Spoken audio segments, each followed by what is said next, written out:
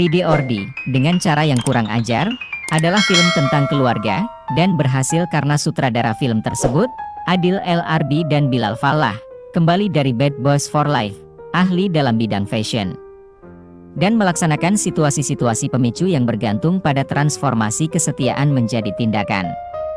Ada baku tembak yang menghipnotis di atas helikopter militer, pertemuan yang menyenangkan penonton di perkemahan Endera, final yang seru di taman hiburan Florida yang ditinggalkan oleh semua orang kecuali buaya, serta akting cemerlang dari Tiffany Haddish, DJ Khalid, dan Michael Bay.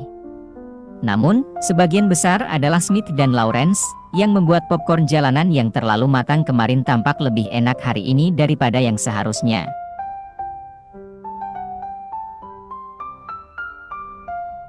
Kemampuan Smith untuk menjadi Will Smith yang pengap dan suka bercanda, dengan sangat percaya diri dan tepat waktu.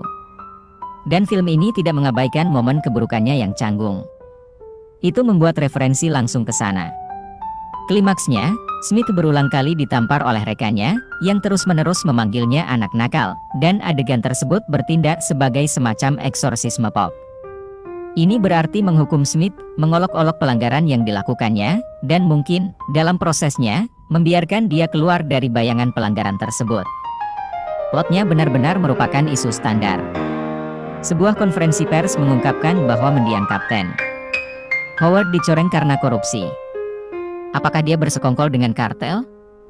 Kami tahu jawabannya adalah tidak. Tapi ada seseorang yang pernah melakukannya, dan terserah pada Mike dan Marcus untuk mencari tahu siapa, meskipun film tersebut tidak merahasiakannya. Ini adalah penjahat militer yang membunuh orang seperti dia sedang memukul nyamuk. Mike dan Marcus akhirnya melarikan diri bersama dengan Armando, diperankan Jacob Scipio, kasus dingin dunia bawah tanah yang terungkap di film sebelumnya, sebagai putra Mike. Beberapa adegan kemudian, di pernikahan Mike dengan Christine, Marcus menyampaikan pidato pendamping pengantin yang memalukan dan kemudian, di lantai dansa, menderita serangan jantung. Sepertinya dia sudah hampir mati, ditandai dengan rangkaian tripti di mana dia berkomunikasi dengan mendiang bos tercinta mitranya, Kapten Howard, dimainkan Joe Pantoliano, di hamparan pantai yang tampak seperti surga. Namun Howard berkata, ini bukan waktu Anda. Marcus pulih, dengan kesempatan hidup baru yang memintanya untuk meninggalkan kewaspadaannya. Dia sekarang berpikir dirinya tak terkalahkan, dan tugasnya adalah menyembuhkan siksaan mistik orang lain. Kedengarannya klise, dan memang demikian. Tetapi Lawrence menanamkan kepribadian Marcus yang terlahir kembali dengan ketulusan sombong yang membuatnya mendesak dan heboh. Dia adalah pasangan yang sempurna untuk Mike, yang Smith wujudkan dengan kemahiran tabah awet muda, seorang pemarah dan keren sehingga sopan hingga hampir luar biasa. Kedua aktor ini, yang tidak memiliki apa-apa selain janggut mereka, memiliki chemistry bromantik yang tajam. Mereka tidak hanya melakukan ping pada saluran satu sama lain, mereka mengunci dan memuat satu sama lain. Keduanya menjalani alur cerita thriller konspirasi, yang berpusat pada polisi dan kartel korup, yang seperti latihan ultra kekerasan yang kadang-kadang ditingkatkan hingga intensitas video game. Tapi itu semua sangat standar. Namun, inilah alasan film ini berhasil. Dalam adegan pembukaan, yang merujuk pada keriuhan aksi dari entry terakhir serial ini, Bad Boys for Life, 2020, rekan polisi sepanjang karir, Mike Lowrey dan Marcus Burnett, melaju melintasi Miami dengan mobil Porsche Lowrey, dengan Mike sebagai pengemudi dan Marcus, tentu saja, bersiap untuk muntah. Marcus meminta rekannya untuk berhenti untuk membeli Ginger Ale, dan mereka melakukannya, meskipun Mike memerintahkannya untuk berhenti tidak lebih dari 90 detik. Namun Marcus tidak bisa menahan diri. Dia membutuhkan paket Skittles, hotdog toko serba ada yang ada di sana seperti godaan itu sendiri. Cara Lawrence membuat Anda merasakan keinginan itu, dorongan kekanak-kanakan yang mutlak, adalah kuncinya.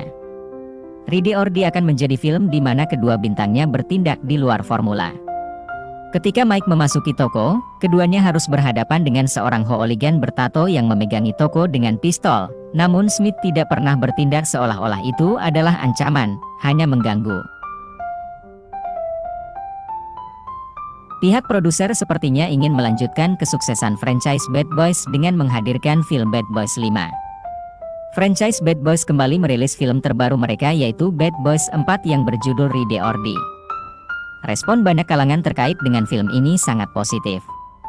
Tidak sedikit yang berpendapat jika film tersebut dianggap sukses di tengah berbagai film serupa yang gagal. Bad Boys 4 juga berhasil mendapatkan jumlah pemasukan yang sangat luar biasa yang jadi bukti kesuksesannya. Kabar menarik kemudian muncul di mana pihak produser saat ini sedang melakukan diskusi untuk menghadirkan proyek film Bad Boys 5. Dalam wawancara dengan pihak Deadline, produser dari franchise Bad Boys, Jerry Bruckheimer, mengaku bahwa dia sudah memiliki rencana untuk menghadirkan film kelima Bad Boys. Melihat kesuksesan film Bad Boys 4 di box office memang tidak menutup kemungkinan jika franchise Bad Boys akan menghadirkan film lainnya. Meskipun begitu, Jerry dan yang lain juga perlu untuk mempertimbangkan berbagai hal. Salah satunya adalah usia dari Martin Lawrence dan Will Smith. Di film Bad Boys 4 sendiri meskipun mereka nampak masih bisa melakukan berbagai aksi, tetapi gerakan mereka tidak selincah film sebelumnya.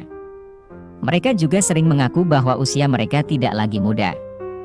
Sehingga, jikapun kemudian Bad Boys 5 akan dirilis mungkin ada baiknya jika mereka menghadirkan karakter baru di filmnya.